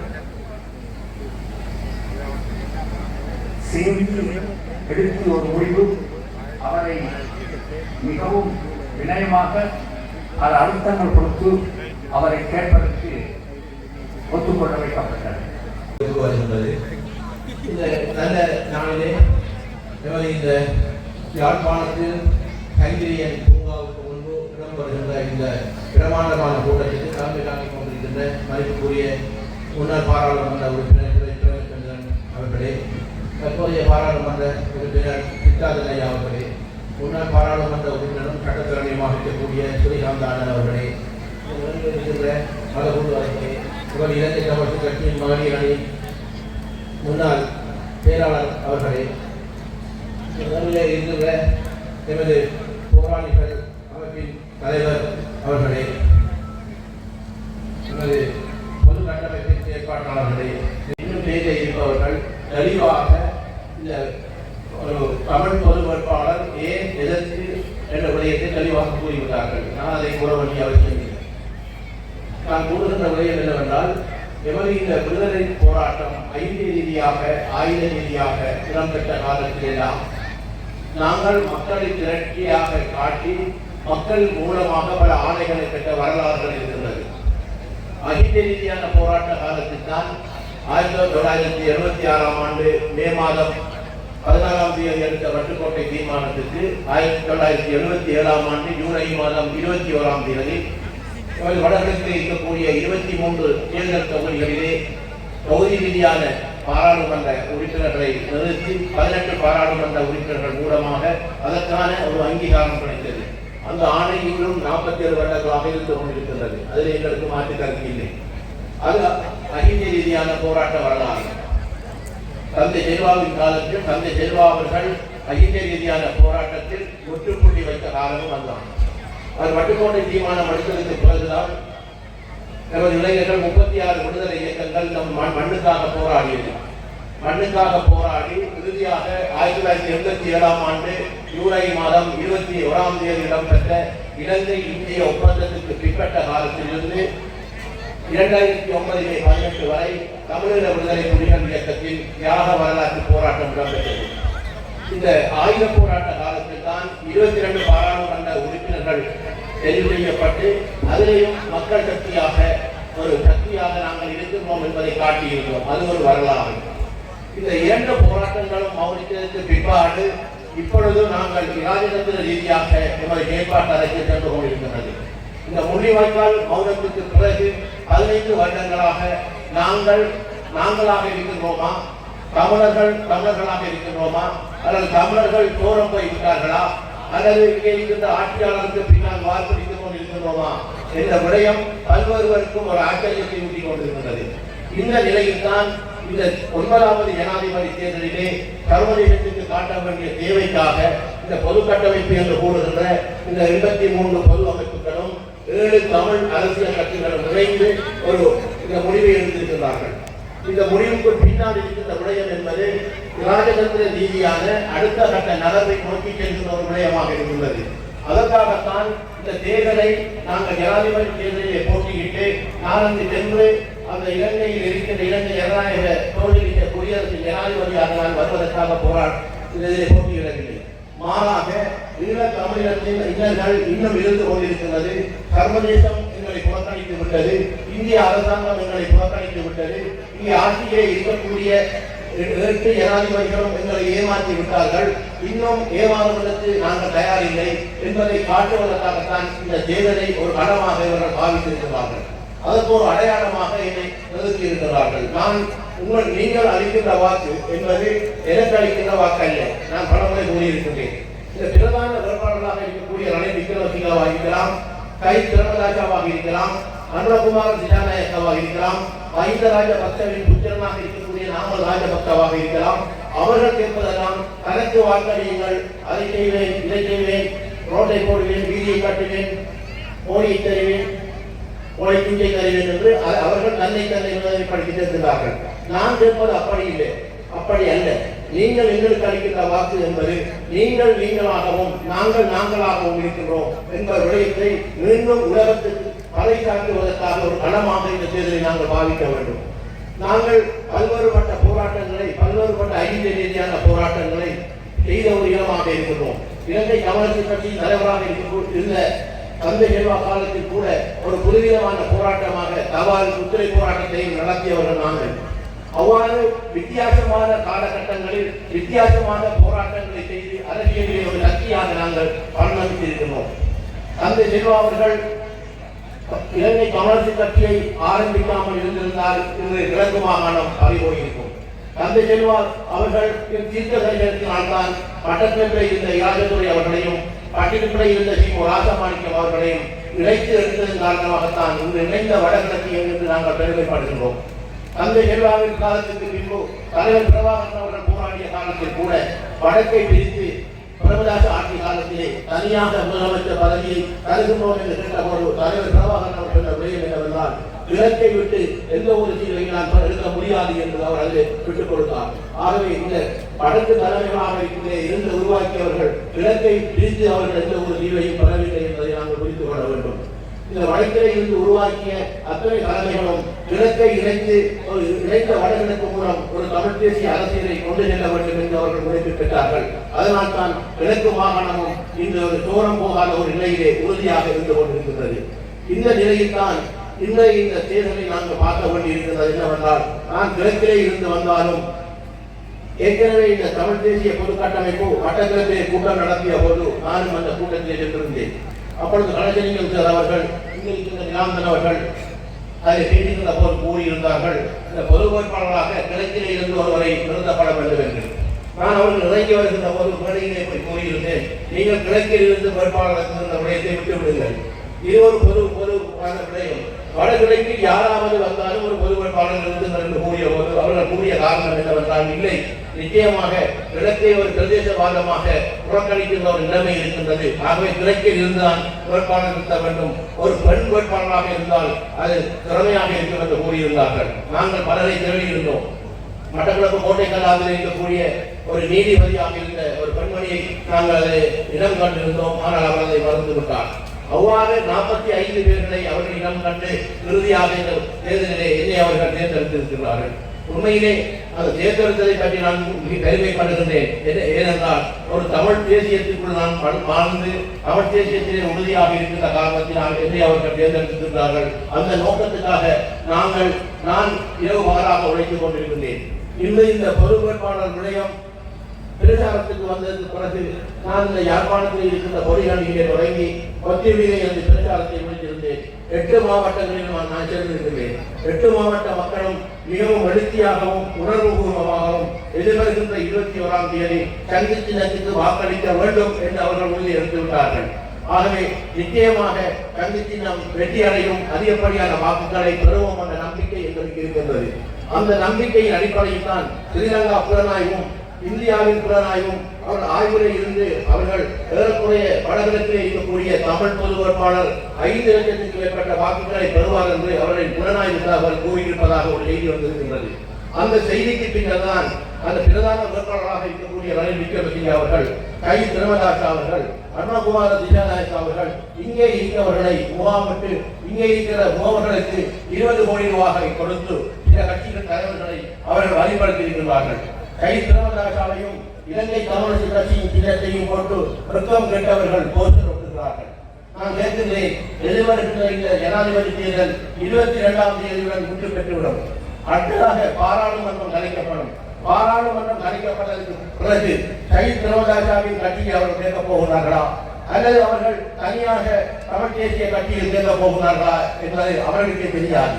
ஏனென்றால் அவர்களுக்கு தெரிந்ததெல்லாம் கருகின்ற பணத்தை வாங்கி தங்களுக்கு தங்களுடைய சாதகமாக சோரம் போக்கில் அரசியலை செய்து கொண்டிருக்கிறார்கள். உண்மையிலே இலங்கை கம்யூனிஸ்ட் கட்சியை பொறுத்தவரையில் நானும் மத்திய குழு உறுப்பினராக இருக்கிறேன்.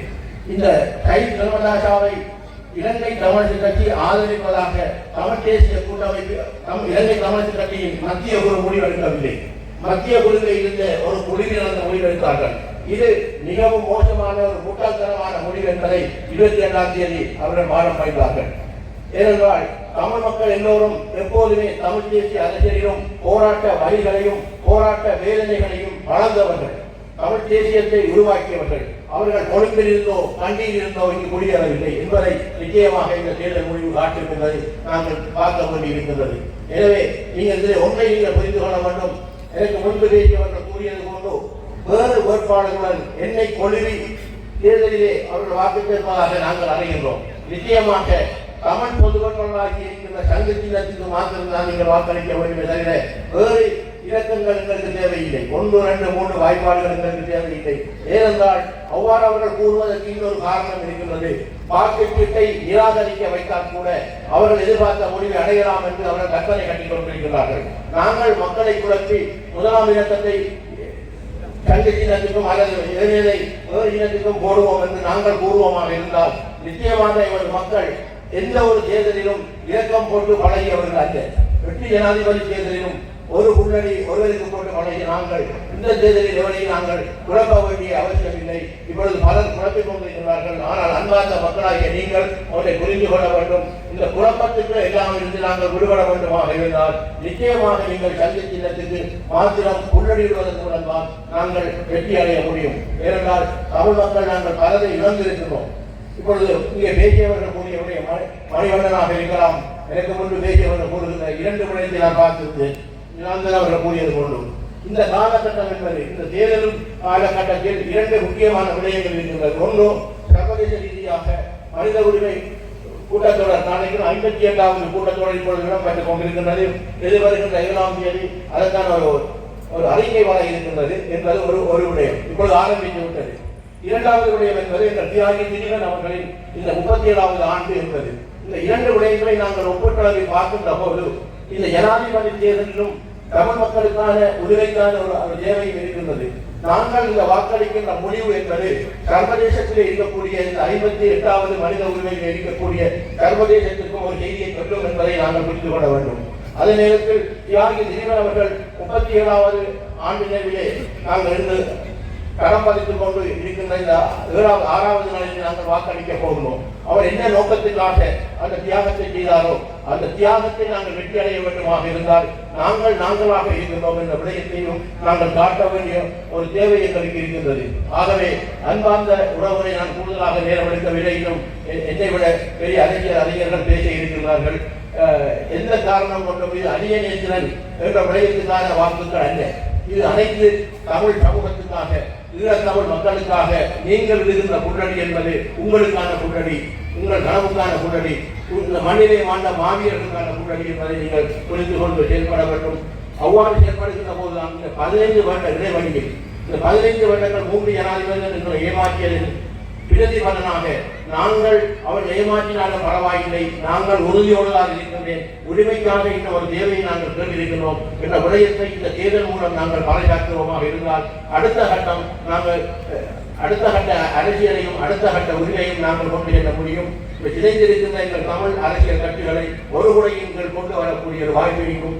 ஏனென்றால் சர்வதேச அரங்கிலே இருக்கின்ற தலைவர்கள் போகின்ற போது சர்வதேச ராஜதந்திரிகள் கேட்கின்ற விடயம் என்னவென்றால் நீங்கள் எல்லோரும் ஒரு குரலில் சொல்லுங்கள், ஒரு கோரிக்கை சொல்லுங்கள் என்று கூறுகிறார்கள்.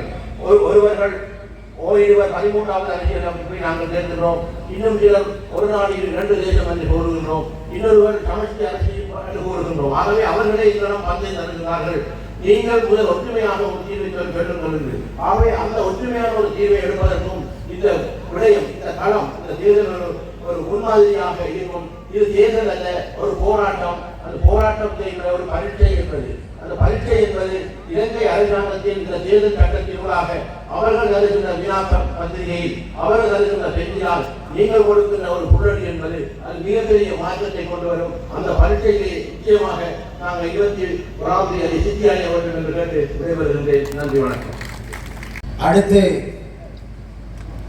வடகிழக்கின் முன்னாள் தவிசாளரும் தமிழீழ விடுதலை இயக்கத்தின் தலைமை குழு உறுப்பினருமான தியாகராஜா நிரோஸ் அவர்களை உரையாற்றுமாறு அன்போடு கேட்டுக்கொள்கிறோம். எங்களுடைய தமிழ் தேசிய பொது வேட்பாளர் அரியநேத்திரன் அவர்களை சங்கு சின்னத்திலே ஆதரித்து இந்த நிகழ்வை தலைமையாக்கிக் கொண்டிருக்கக்கூடிய தலைவர்களே, இந்த இடத்திலே இருக்கக்கூடிய எங்களுடைய தமிழ் தேசிய கட்சிகளின் பெருந்தலைவர்களே, சிவில் சமூகத்தினரே, இங்கே இருக்கக்கூடிய மத தலைவர்களே, இங்கே இருக்கக்கூடிய தாய்மார்களே, எல்லாவற்றுக்கும் மேலாக எங்களுடைய தாயகத்தின் மதிப்புக்குரிய உறவுகளே, உங்கள் அனைவருக்கும் இனிய வணக்கங்கள். இன்று ஒரு மாலை பொழுதிலே எங்களுடைய இனம் ஒன்றினுடைய விடுதலை பற்றிய ஒரு லட்சியபூர்வமான சம்பாஷணையிலே நாங்கள் இணைந்திருக்கிறோம். எங்களுடைய இனம் தமிழ் தேசியத்திற்குள்ளாக இன்று பல்வேறுபட்ட சவால்களை சந்தித்து தமிழ் தேசியத்திற்குள் இருந்து எங்களை குடிபெயர்ப்பதற்காக பல்வேறுபட்ட சக்திகள் பேரவாத நிலைமைகளில் இருந்து ஏறி விடப்பட்டிருக்கின்ற ஒரு சூழ்நிலையிலே இன்று நாங்கள் இந்த மண்ணிலே எங்களுடைய லட்சியபூர்வமான அரசியல் பயணம் பற்றி பேசிக் கொண்டிருக்கிறோம். உங்களுக்கு தெரியும், இந்த நாடு ஒரு திவாலான பொருளாதார நிலைமையை சந்தித்திருந்த ஒரு சூழ்நிலையிலே தொடர்ச்சியாக இந்த ஜனாதிபதி தேர்தல் பற்றிய அறிவிப்புகள், அதைத் தொடர்ந்த முன்னகர்வுகள், அதைத் தொடர்ந்த நடவடிக்கைகள் எல்லாம் நடந்த போதெல்லாம் சிங்கள தேசத்திலே, அதாவது பேரவாத சக்திகள், நாங்கள் சிங்கள மக்களை ஒருபோதுமே பேசவில்லை. சிங்கள தேசத்திலே இருக்கின்ற பேரவாத சக்திகள் இங்கே ஒரு பொருளாதார பிரச்சனை தான் இருக்கின்றது.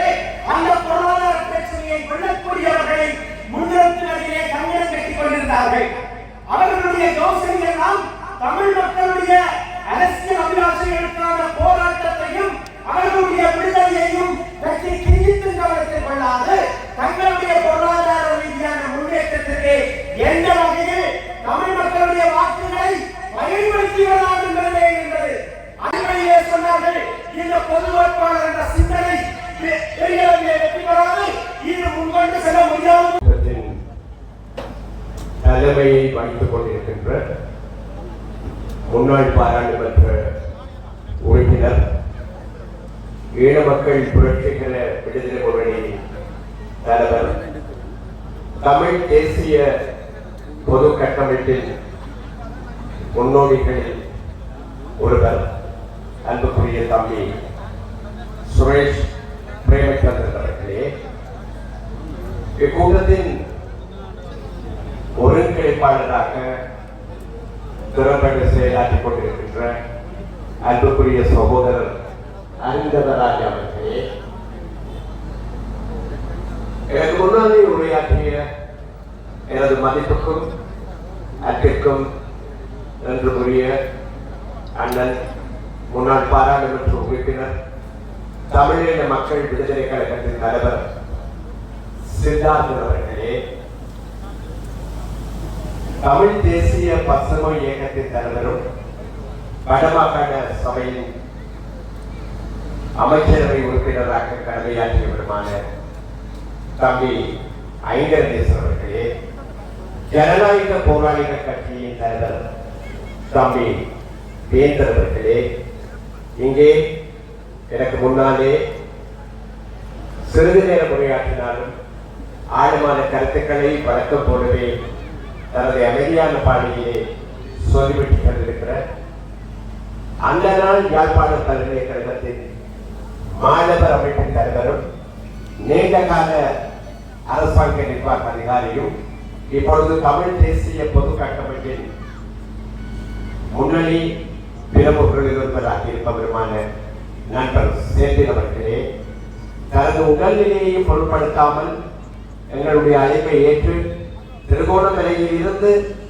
இங்கே வந்து உரையாற்றிய அன்புக்குரிய சகோதரர், தமிழரசு கட்சியின் நீண்ட நாள் விசுவாசி, இலட்சியவாதி சகோதரர் இயேசுதாஸ் அவர்களே, தமிழ் தேசிய அரசியல் அரங்கிலே இளம் நட்சத்திரங்களாக எழுந்திருக்கின்ற தம்பிகள் ஈரோஸ், கஜதீபன் மற்றும் எனக்கு முன்னாலே ஆக்ரோஷமான உரையொன்றை நிகழ்த்தி இந்த அரங்கத்தையே அதிர வைத்த தம்பி யாழ்ப்பாண முன்னாள் மேயர் மணிவண்ணன் அவர்களே, அவர்கள் எல்லாவற்றுக்கும் மேலாக இந்த கூட்டத்திலே கலந்து கொண்டிருக்கிற முன்னாள் போராளிகளே, எங்கள் உடன்பிறப்புகளே, தமிழ் தேசிய விடுதலை போராட்டத்தின் மீது ஏற்பும் பற்றுறுதியும் கொண்டு இங்கே சமூகம் அளித்திருக்கிற சகோதர சகோதரிகளே,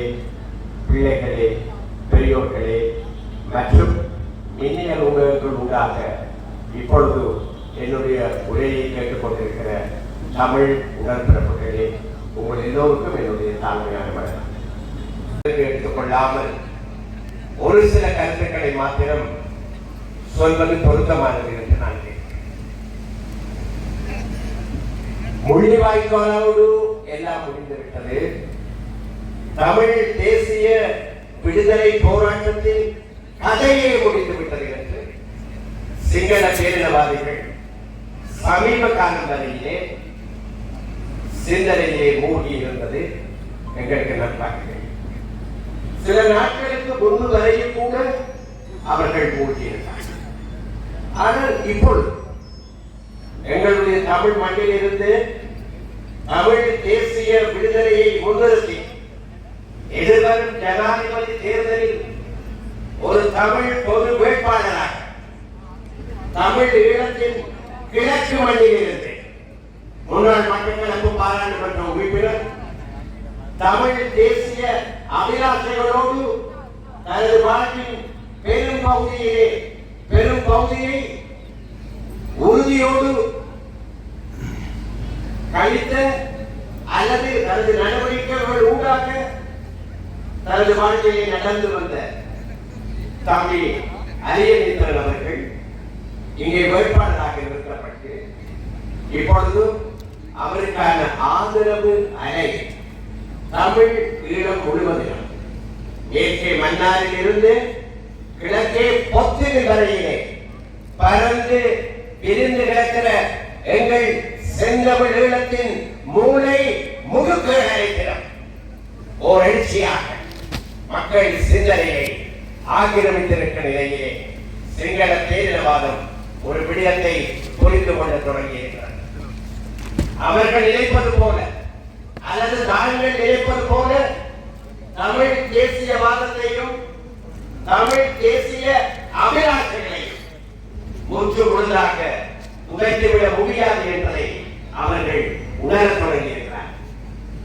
அதனுடைய பிரதிபலிப்பு தான் அவர்கள் இங்கே அடிக்கடி வருவதும் இந்த நாட்டின் ஜனாதிபதியாக இருந்து கொண்டு தேர்தல் களத்திலே இயற்கை வேட்பாளராக களமிறங்கி இருக்கிற ரணில் விக்ரமசிங்க அவர்கள் ஏனைய எல்லா வேட்பாளர்களுக்கும் மேலாக இப்பொழுது எங்களுக்கு தெம்பூட்டுகிற மாதிரி தன்னுடைய வழக்கமான பாணியிலே அரசியல் வாக்குறுதிகளை குறிப்பாக எங்கள் உணர்வுகளுக்கு உத்தரவு கொடுப்பது போல அள்ளி வீச தொடங்கி இருப்பதும் திட்ட தெளிவாக கூறப்படுத்தியிருக்கிறார். அவருக்கு போட்டியாக எதிரில் நின்று கொண்டிருக்கிற சஜித் பிரேமதாஸ் அவர்களும் தனது பங்கிற்கு எங்கள் பிரச்சனையை பற்றி பேச தொடங்கியிருக்கிறார். மூன்றாவது மனிதர் மஹிந்த ராஜபக்சவின் மகன் நாமல் ராஜபக்சவை பற்றி நான் அதிகம் பேச வேண்டும். ஆனால் இன்னொரு பேர் இருக்கிறார், ஜனதா விமுக்தி தலைவர் வேட்பாளர் அனுகுமார் திசநாயகர். அவர் தொடர்ந்து தனது வழக்கமான பாணியிலே எங்கள் தேசிய உணர்வுகளை தொடர்ந்து கையாண்டு கொண்டிருக்கிறார். இங்கே நாங்கள் அவதானிக்க வேண்டியது அல்லது கவனத்தில் எடுக்க வேண்டியது இந்த ரெண்டு வேட்பாளர்கள் இன்றைக்கு கொண்டிருக்கிற அணுகுமுறை. ஒன்று, ஒரு காலத்திலே தமிழ் தேசிய விடுதலை போராட்டத்தை உடைத்தெறிவதற்காக எங்கள் விடுதலை போராட்ட இயக்கத்தின் முன்னணி தளபதிகளில் ஒருவரை பயங்கரமாக வலை வீசி பிரித்தெடுத்து அதனூடாக அந்த இயக்கத்திற்கு கணிசமான பாதிப்பை கொடுத்து எங்கள் தேசிய விடுதலை போராட்டத்தின் வழியிலே ஒரு பாரிய தடைகளை பாராங்கலை கொண்டு வந்து போட்ட ரணில் விக்ரமசிங்க அவர் கடந்த காலத்தை நாங்கள் மறந்துவிட்டோம் என்பது போல தமிழ் மக்கள் மத்தியிலே தான் இனவாதம் பெற்றவர் ஒரு சமாதான புறா அஜாத சத்ரு தமிழ் மக்களின் நண்பர் என்ற துணையிலே சமீப சில நாட்களாக பேசிக் கொண்டிருக்கிறார். அரசியல் கைதிகளை கூட பாராளுமன்றத்தின் ஊடாக சில ஏற்பாடுகளை கொண்டு வந்து விடுவிப்பது பற்றி நடவடிக்கை எடுக்க போவதாக கூறினார். அவர் அரசியல் கைதிகள் என்று கூறியிருப்பது தமிழீழ விடுதலை போராட்டத்தில் ஈடுபட்டு இப்பொழுதும் சிறையிலே இருந்து கொண்டிருக்கிற எங்களுடைய சில உடன்பிறப்புகளும் அவர்களுக்கு ஒத்தாசையாக செயல்பட்ட காரணத்தினாலே சிறைவாசம் விதிக்கப்பட்டு மேன்முறையீடு செய்து அந்த வழக்குகளின் தீர்ப்பை எதிர்பார்த்திருக்கிற மேலும் சில தமிழ் உடன்பிறப்புகள். இதே ரணில் விக்ரமசிங்க அவர்கள் சில வாரங்களுக்கு முன்னர் தேர்தல் மேடையொன்றிலே உரையாற்றிய பொழுது அவர் சொன்ன ஒரு விடயம் மிக முக்கியமானது. இந்த நாட்டிலே காணாமல் ஆக்கப்பட்டவர்கள் என்று எவரும் கிடையாது என்று ஒரு பச்சை பொய்யை இந்த நாட்டின் ஆட்சிப்பிடத்தில் அமர்ந்திருக்கிற பொறுப்புள்ள பதவியிலே அமர்ந்திருக்கிற இந்த நாட்டின் மிக உயர்ந்த பதவியிலே அமர்ந்திருக்கிற ரணில் விக்ரமசிங்க சொன்னது உங்களுக்கு ஞாபகம். இதே மனிதர் இப்பொழுது அதை சொல்கிறார்.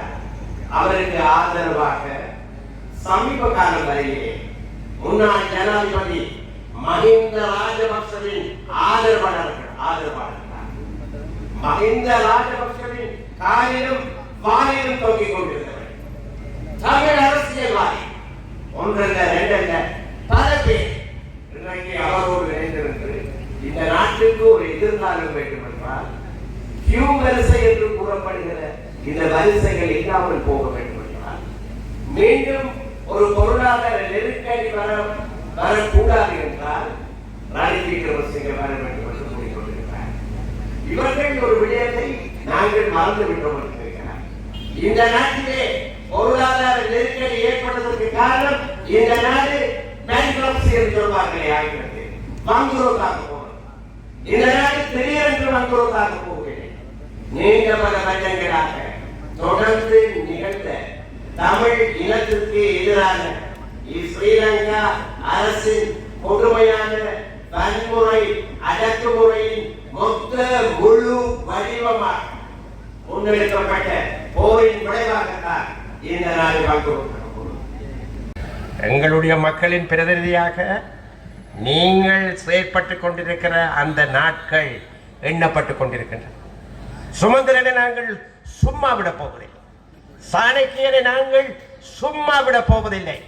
எங்கள் தமிழ் மண்ணின் எந்த மாவட்டத்தில் இந்த சுமந்திரனோ சாணக்கியனோ போட்டியிட்டாலும் அவர்கள் தோற்கடிக்கப்படுவார்கள். துணிந்து அவர்கள் இறங்குவார்களோ இல்லையோ எனக்கு தெரியாது. ஒருவேளை சுமந்திரன் சஜித் வெற்றி ஈட்டினால் தேசிய பட்டியலூடாக சஜித்தினுடைய அணியின் சார்பிலே பாராளுமன்றத்துக்கு கூட வரக்கூடும். அதாவது மானத்தை காப்பாற்றுவதாக இருந்தால் ஒருவர் முழுமையாக காப்பாற்றுவார். கொஞ்சம் அந்த விடயத்திலே சமரசம் செய்து கொள்ள வெளியிட்டால் அது எங்கே போய் முடியும் என்பது மக்களுக்கு தெரியும். சுமந்திரன் விடயத்தில், சாணக்கியன் விடயத்தில் அதுதான் நடக்க தொடங்கியிருக்கிறது. இங்கே அவர்களை பற்றி அதிகம் பேசிக் கொண்டிருப்பதிலே அர்த்தமில்லை. அடக்கி ஒடுக்கப்பட்ட ஒரு அடிமை தேசம் விடுதலைக்காக துடித்திருக்கிறது. தனது இளங்குருத்துக்கள் ஆயிரக்கணக்கிலே இந்த 30 வருஷ கால யுத்தத்திலே கருகி போறதை மறந்து விடாமல் அது தன் சுதந்திர வேட்கையை தெரிவித்திருக்கிறது.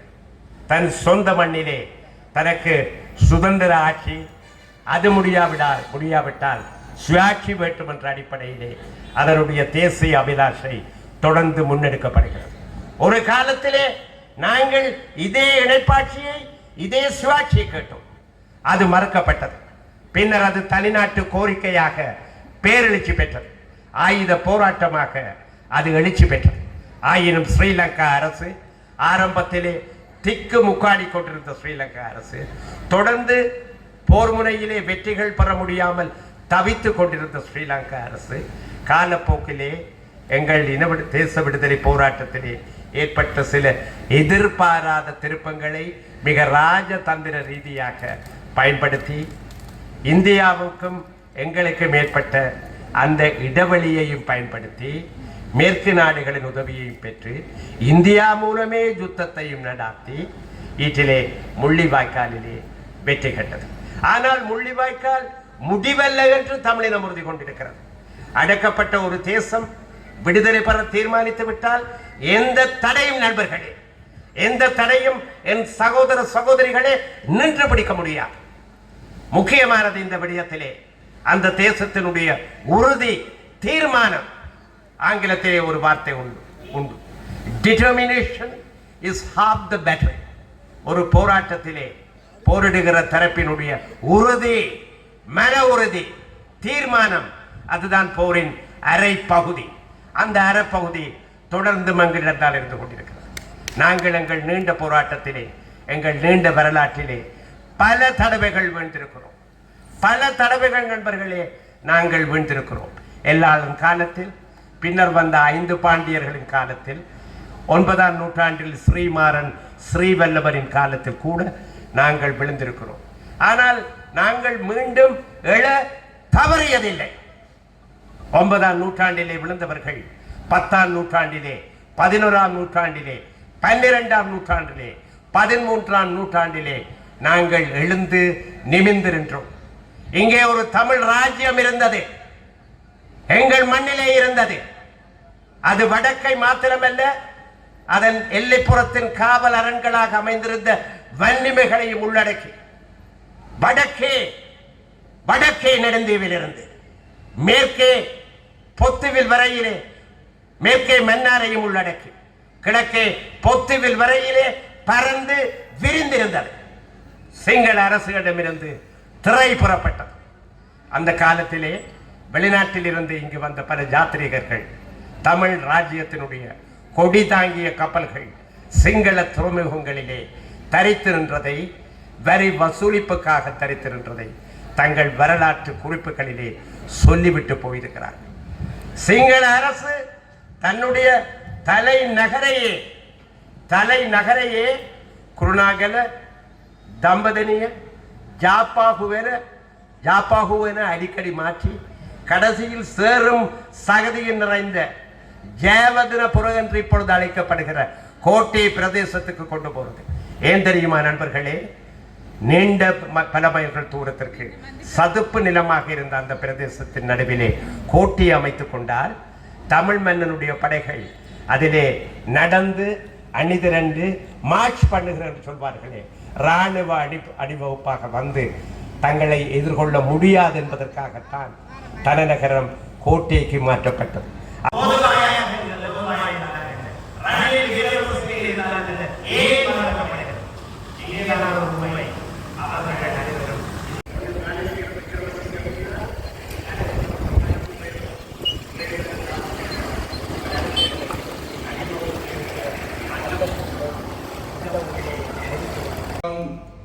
யாருக்கு நன்றி சொல்ல வேண்டியதில்லை. ஏனென்றால் நாங்கள் எல்லோரும் எங்களுடைய வரலாற்று கடமையைத்தான் ஆற்றியிருக்கிறோம் என்று நான் நம்புகிறேன்.